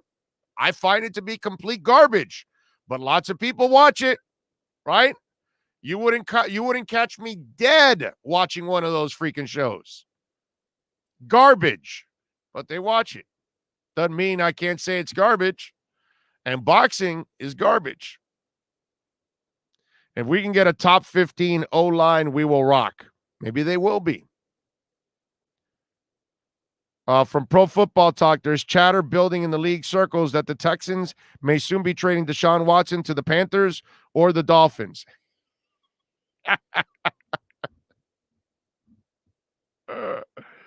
Yeah, you keep believing that, bro. You keep doing it. That's fine. The guy's not even close to having his cases settled, and he's going to get traded, and he's going to get traded to the Dolphins. I love that one. Oh God, people have just wasted their time with that and talking about that crap like it's actually legitimate. Shame. It really is. Marlins lose to the Reds last night, 6-0.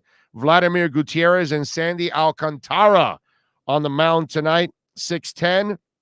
Hey, congratulations to Inter. They go to Orlando, a tough place to play against a really tough team, one of the better teams in the league. And they had their opportunities. So did Orlando, by the way, especially in that first half.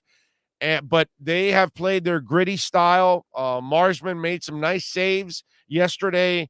Their goalie at Pulpo made some amazing saves yesterday. It was an exciting 0-0 game, which is hard to say for, it's hard to tell somebody that doesn't like soccer that was actually a pretty exciting 0-0 game. But for those of us that appreciate the game, it was. And congratulations to Inter Miami, man. I didn't even think they could put together this kind of a stretch. They're 4-1-3 in their last 7 games. They last 8 games. They've gotten points in 7 of 8 games now. They've got 4 wins and 3 ties in the process.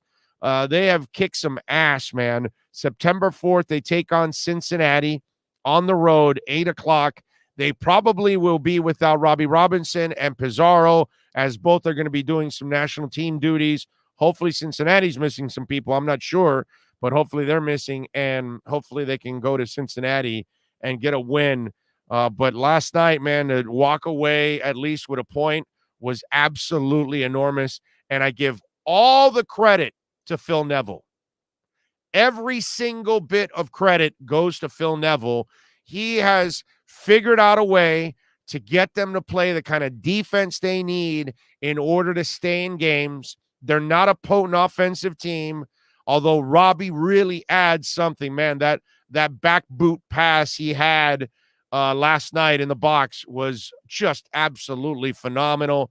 Robbie was creating some stuff. He's the one guy that, as a draft pick, you're obviously disappointed because Orlando got Daryl DK at number 5, and Miami had the first and third picks and passed them up twice.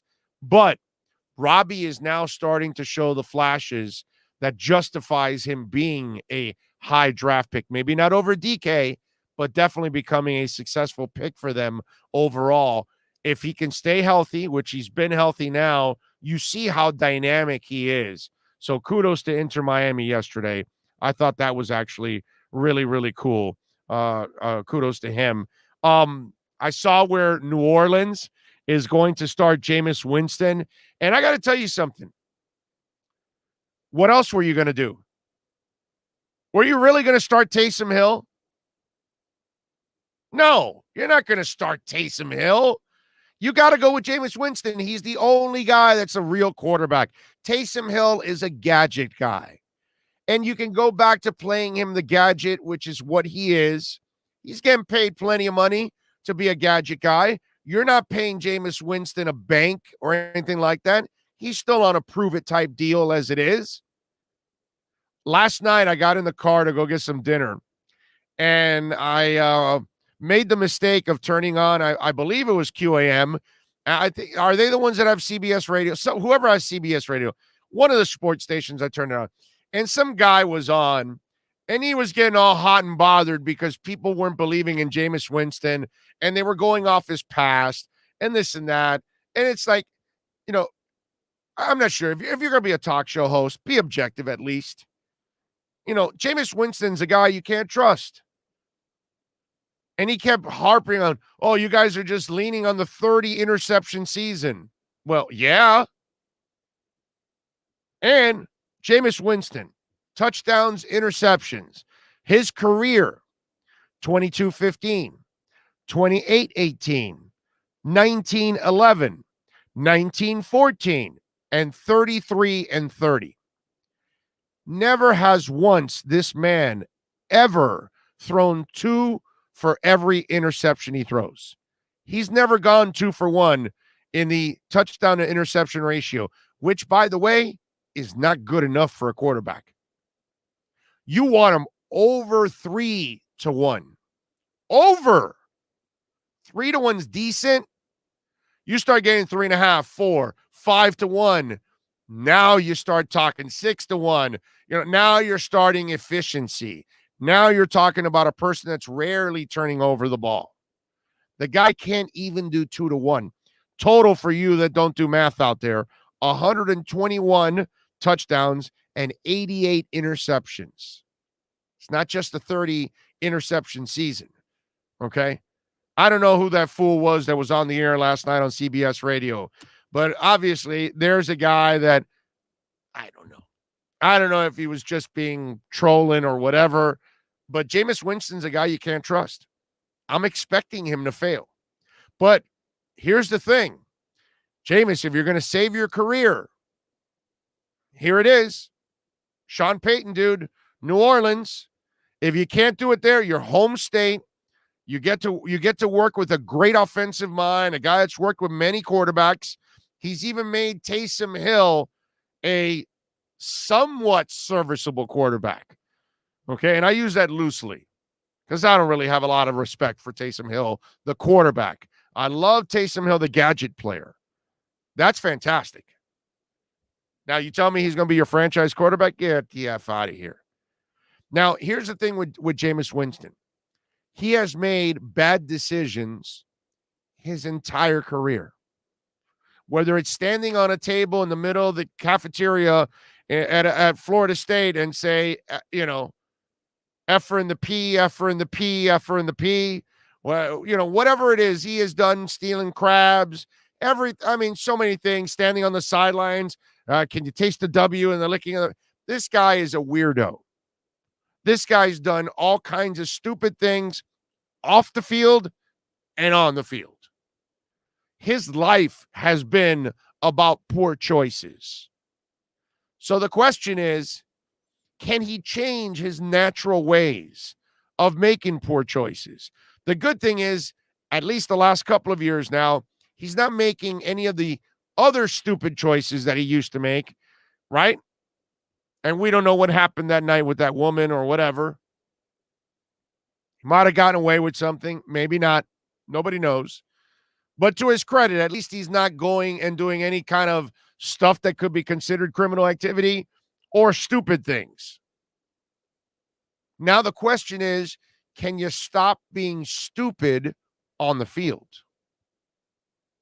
That's the quest right now for Jameis Winston.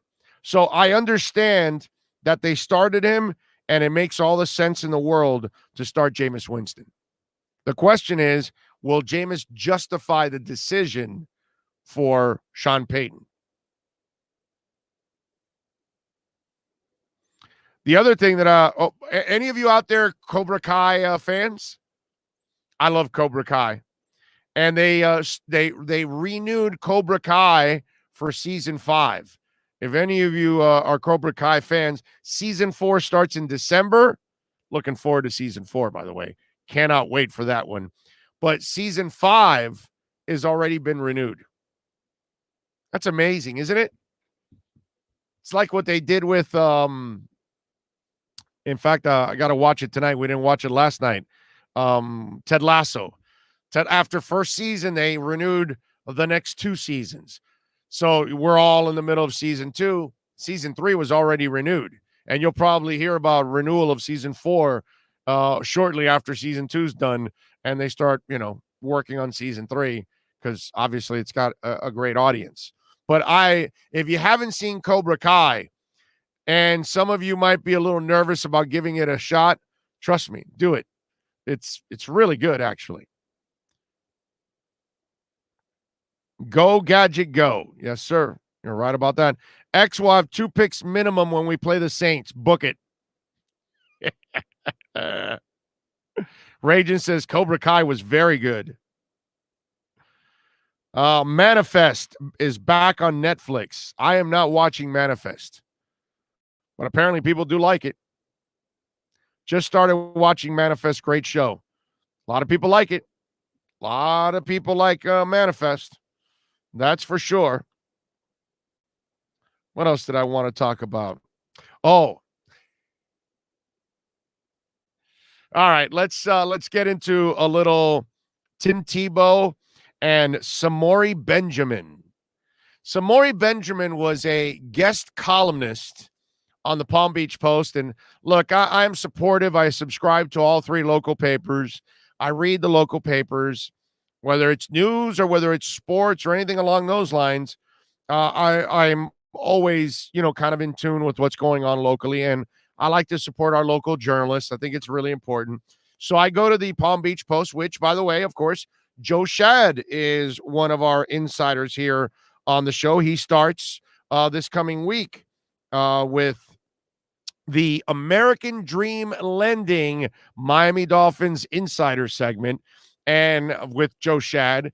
And we're going to start that this coming week. So we're going to have multiple reports all week long on the Dolphins. This is the place you want to keep it locked. So I read the Palm Beach Post. I did it even before Joe was part of us and everything. But my point is, Samori Benjamin writes an article, and you got to go. If you want to laugh, if you want to be entertained, go to the Palm Beach Post and read this article. Samori Benjamin, give him a page view, man. What the hell? Make them think that they actually wrote something that's good, which it's not. And I get it. It's an opinion. You're entitled to your opinion. I think it's a stupid-ass opinion. Unless you're trolling and you just did it for clickbait, then go ahead, because Tim Tebow is great for clickbait, because you have fanatical people who follow Tebow and can't stand that you say anything absolutely negative about the kid, because we all know he's a perfect human being. But athletically, well, that's a whole different ballgame when you look at Tim Tebow, because he didn't deserve a baseball shot, and he certainly didn't deserve to be getting a shot at tight end, because he took it away from somebody else that deserved to get that shot. So Tebow, the guest columnist, writes and makes an argument for Tebow not getting a legitimate shot at being a quarterback in the NFL. And part of his argument was that he made the playoffs with the Denver Broncos. And because of that, he should get a chance, to be a quarterback in the NFL. That's really what they should have done. Not give him a chance to be a baseball player or a tight end. They should have been more committed to Tebow as a quarterback, which, again, Samori Benjamin, maybe he's a young person, maybe didn't really watch Tim Tebow, but if you watch Tim Tebow, you could tell he's not an NFL quarterback. And yes, he got lucky with that one pass across the middle of the field. He hit the Georgia Tech kid, and he took it to the house, and they beat the Pittsburgh Steelers, and they even won a game in the playoffs. I get all of that. I understand. Look, man, the sun shines on every dog's ass every once in a while. Now, what I would say to Samori Benjamin, right, because obviously when you're going to write an article like this, you have to try to maybe cover all the bases. And I want to remind Samori Benjamin, because in the article he then puts, well, the defense. A lot of people say that Tebow was benefited from the defense, but they were 1-3 when he took over, and they got to 9-4, and this and that with his run, and they made it to the playoffs and all this crap. And the bottom line is, Peyton Manning won a Super Bowl with that defense. And Peyton Manning sucked. Peyton Manning's the worst quarterback in the history of the NFL to win a Super Bowl. He was 100 times worse than Trent Dilfer. 1,000 times worse than Brad Johnson. In fact, I believe Peyton Manning is worse than half of you out there right now that are watching. He couldn't throw more than 10 yards. Sometimes the sun shines on every dog's ass. I'm not telling you that Peyton Manning's not a great player. I'm not telling you he's not a first ballot Hall of Famer. I'm not telling you the guy's not a beast. He was. But that final year with Denver, he was mincemeat, dude. His shoulder was toast. Everyone else carried Peyton Manning to that Super Bowl. And he conveniently leaves that out. The same defense that helped Tim Tebow get to the playoffs and even win a game is the same defense that helped Peyton Manning win a Super Bowl. Any quarterback in the NFL wins that Super Bowl. Any one of them. So I get it, man. It's a 24-hour cycle. You got to try to fill space. You got to try to find something to write about. So next time, try to come up with an article that actually has substance. Because when you watch Tim Tebow, he wasn't a quarterback at the NFL level. When you watch Tim Tebow, he had no business getting a shot as a tight end. When you watch Tim Tebow, he was not ever going to be a baseball player. Go back to Good Morning America. Go continue to open hospitals in the Philippines. Go ahead and circumcise kids. Do whatever you want, bro. But stop stealing opportunities from other people that actually deserve them. I get it. Tim Tebow is a perfect human being. I could never, ever come close to Tim Tebow, the human being. The guy's awesome. I admire him for that. But I don't admire that his selfishness has taken away opportunities from others just because he's using his name, Tim Tebow. Because the Mets figured we'll sell a lot of jerseys.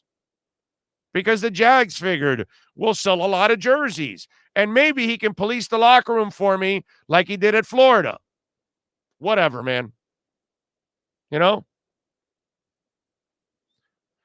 I'm out of here. I'm history. I'm in the archives. We will see you all on Monday at 10 a.m. sharp. We will talk about what happened with the Dolphins and the Bengals and everything else over the weekend. I thank you all for tuning in. I love you all. We will see you on Monday. Be safe, and be safe out there in the Gulf and in Mexico as they are dealing with something serious over the next couple of days. Keep your thoughts, keep your prayers and your thoughts on those folks out there, man. Let's hope for the best. You all be good. Much love. Thank you so much for the support. There's many ways to support our program, from subscribing and liking the show to visiting our terrific sponsors. Another way is using Cash App. If you would like to donate to the show and help us grow, download Cash App and search Cash Big O Show. That's Cash Big O Show. We appreciate your support as we continue to build the best sports show on the planet for South Florida sports fans. Support the Big O Show by using Cash App and donate to Cash Big O Show. Thank you for your incredibly loyal support.